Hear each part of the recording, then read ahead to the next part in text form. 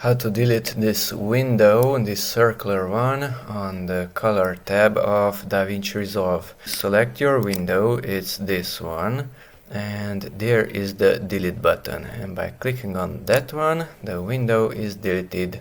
So we just deleted a window which is mentioned up here and it was added to this list. But there is another thing. This red dot is telling us that there is something here at blur. And blurring, because the airplane is blurred, blurring can be eliminated by adjusting the radius. The default value is 0.5. Either click inside there and type in 0.5 or just click on the reset button of the radius and then the blurring will disappear, like so.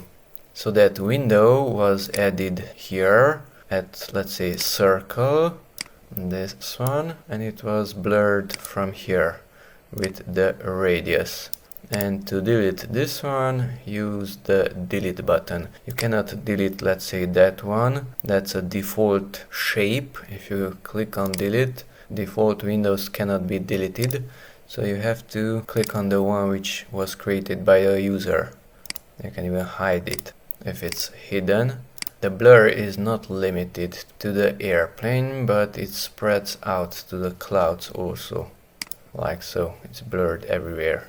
Enable the window and the blurring is limited to that circular portion.